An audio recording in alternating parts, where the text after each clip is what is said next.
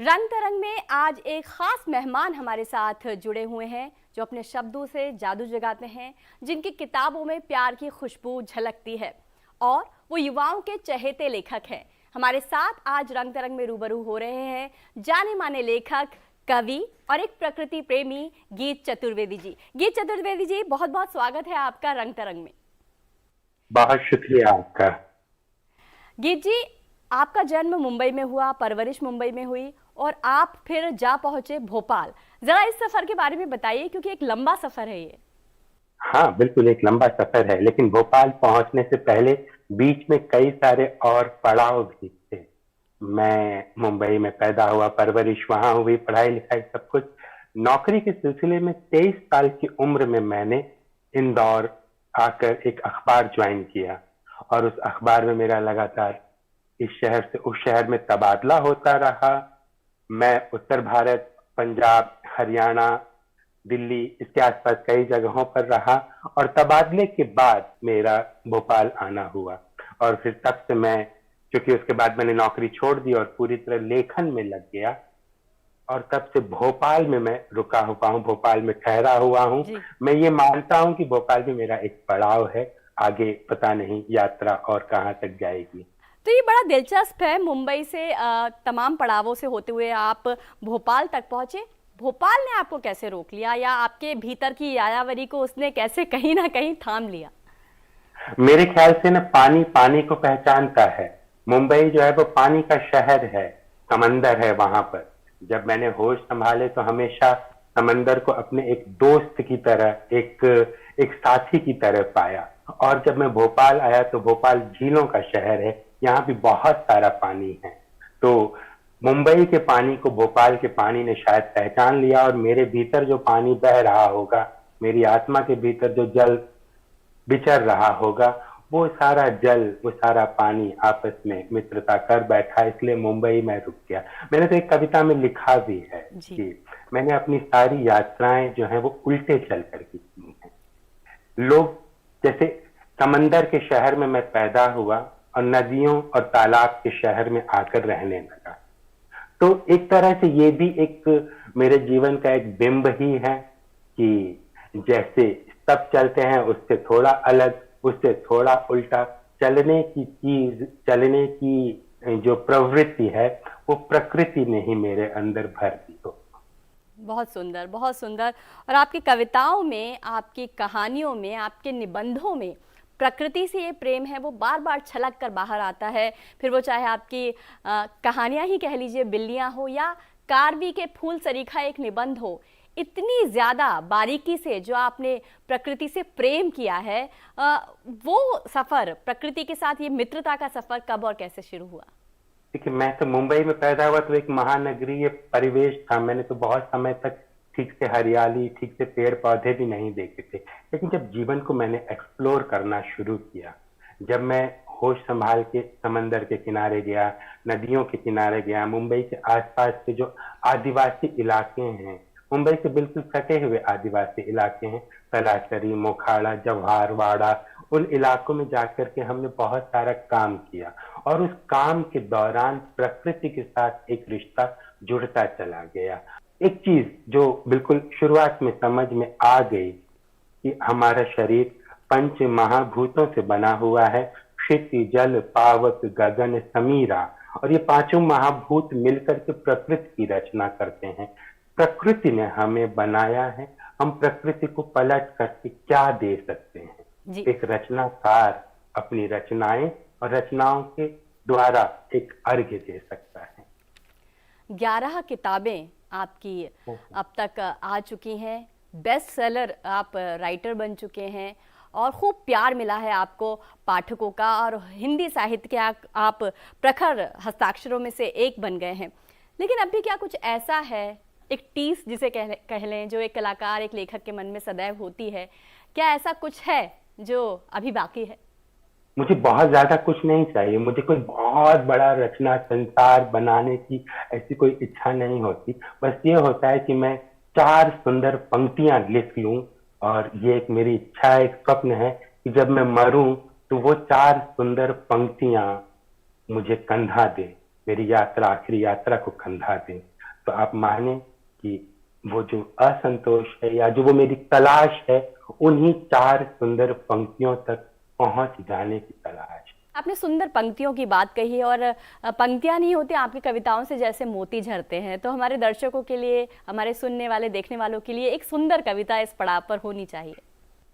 खिलाई गई रोटी व दिए गए चुंबन कभी गिने नहीं जाते। खिलाई गई रोटी व दिए गए चुंबन कभी गिने नहीं जाते। पोंछे गए आंसू और चुराई गई नसीहतें बताई नहीं जाती। भीगी हुई आत्मा को धूप में टांग कर सुखाया नहीं जाता। जिया हुआ प्रेम और सुना गया संगीत लौट के जरूर आते हैं। जिया हुआ प्रेम और सुना गया संगीत लौट के जरूर आते हैं। वाह, बहुत सुंदर। आपकी जो छोटी छोटी पंक्तियां होती हैं, जिन्हें कोट्स कहते हैं, वो बहुत प्रचलित है, लोकप्रिय है युवा वर्ग में। और एक जगह आपने लिखा है कि उसने पूछा तुम्हें प्यार करना आता है, उसने कहा नहीं मैं पुरुष हूँ। तो यहाँ जो आपने पुरुष को प्रेम से अलग करके देखा है, उसकी क्या वजह है? ये भी एक किस्म का व्यंग है और ये कविता की पंक्ति नहीं है, ये मेरे उपन्यास का हिस्सा है। और मेरा ये उपन्यास सिम सिम अभी हाल ही में प्रकाशित हुआ है जी। ये कल ही मुझे इसकी प्रति मिली है और मैं बहुत खुश हूँ इसे पाकर। और जो पंक्ति अभी आपने बताई वो इसी किताब का हिस्सा है और उसमें नायक कल्पना में गया हुआ है और वो जानता है, वो मानता है ऐसा कि प्यार करना वो एक ऐसी एनर्जी का काम है जो कहीं न कहीं हमारे भीतर की जो फेमिनिस्ट ऊर्जा है उसके साथ ही जुड़ा हुआ है। तो कई बार हमने, हमारे पूरे समाज ने, हमारे पूरे इतिहास ने पौरुष को जैसे परिभाषित किया है और खुद पुरुषों ने भी जैसे परिभाषित किया है, वो बड़े बलशाली होना चाहते हैं, वो अत्याचारी होना चाहते हैं, वो दमन के पक्ष में खड़े या दमनकारी हो जाते हैं। ऐसी एक उनका रूप, ऐसी एक भूमिका पूरे इतिहास में कई बार बनी भी होती है। नायक उसी पर एक व्यंग्य करना चाहता है कि नहीं मैं पुरुष हूं, मुझे प्यार करना नहीं आता है। बहुत सुंदर बात कही आपने। और बिल्लियों का भी जिक्र, जानवरों का जिक्र आपकी कविताओं में, कहानियों में खूब आता है। आपकी घर पर एक कविता है जिसमें आप छिपकली, मकड़ी के जालों, चींटियों की बात करते हैं। तो क्या हम माने कि जो आपका दिल है वो रहता शहर में है लेकिन घूमता कहीं जंगलों में है? बिल्कुल, या कह सकते हैं बिल्कुल। मैंने एक कविता में लिखी है कि मेरी आत्मा अगर मेरे भीतर नहीं होती तो शायद वो सुदूर जंगल में कहीं अकेले गिरता हुआ झरना होती। मैं इतना वनों के भीतर, जंगलों के भीतर या प्रकृति के भीतर इस तरह से रहना चाहता हूं कि लगे कि मैं आत्मा से उन्हीं के साथ रह रहा हूं, दिल से उन्हीं के साथ रह रहा हूं। और रहना तो एक आभास होता है, क्योंकि हम रहते इस कमरे में है भौतिक रूप से, लेकिन इस कमरे में रहते हुए भी हकीकतन कहीं और रह रहे होते हैं। तो रहना हमेशा एक आभास है। मैं एक आभास के भीतर रहना चाहता हूँ। जी। गीत जी, आपके निबंध जो होते हैं वो भी जीवन के अनुभवों से, जीवन की सुंदरता से भरे होते हैं। और आपने कहीं जिक्र किया था कि बाण भट्ट की जो आत्मकथा है वो आपकी प्रिय किताबों में से एक है। पंडित हजारी प्रसाद द्विवेदी जी आपके प्रिय लेखकों में से एक है।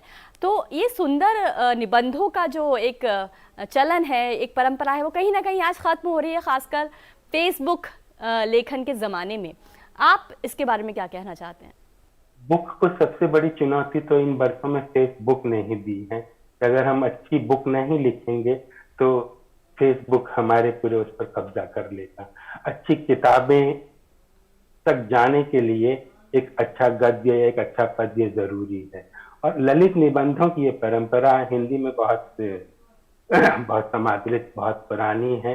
मैंने कहा ना कि मैं जिन लेखकों को बहुत पसंद करता हूँ, जिन चीजों को बहुत पसंद करता हूँ, जैसे प्रकृति, प्रेम या मेरे ये प्रिय लेखक, उन्हें अपनी तरफ से कोई न कोई रचनात्मक अर्घ्य देना चाहता हूँ, रचनात्मक भेंट देना चाहता हूँ, क्योंकि एक लेखक को उसकी रचनात्मकताएं ही उर्रेन करती हैं।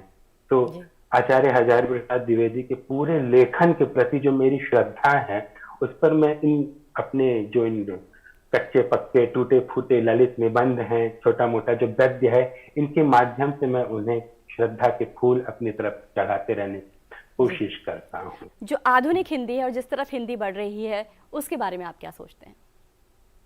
हिंदी बहुत अच्छी तरह से एक प्रसारित हो रही है, हिंदी का विकास नए तरीके से हो रहा है। मैं सिर्फ ये चाहता हूँ और अपने जीवन में इसका पालन भी करने की कोशिश करता हूँ कि हिंदी को लेकर हमें रूढ़ नहीं होना है। हिंदी को लेकर हमें लगातार विकासशील, लगातार प्रयत्नशील और लगातार पॉजिटिव, सकारात्मक सोच बनाए रखना है। हिंदी का अर्थ कई बार ये, हिंदी से प्रेम का अर्थ कई बार ये ले लिया जाता है कि इसे लगता है दूसरी तमाम भाषाओं से दखत होगी। मैं ये दोहराना चाहता हूँ कि हम हिंदी से प्रेम करें, हिंदी के विकास में सतत भागीदारी करें, साथ ही साथ दूसरी भाषाओं से भी प्यार करें, क्योंकि एक साथ भाषाएं कभी अपने एकांत में विकसित नहीं होती हैं। भाषाएं एक दूसरे के समावेश से, एक दूसरे के सहयोग से विकसित होती हैं। बहुत बहुत शुक्रिया गीत चतुर्वेदी जी, हमसे ये छोटी सी लेकिन बहुत सुंदर मुलाकात करने के लिए, हिंदी पर, साहित्य पर और लिखने पर इतने विस्तार से चर्चा करने के लिए। बहुत शुक्रिया आपका। बहुत बहुत धन्यवाद।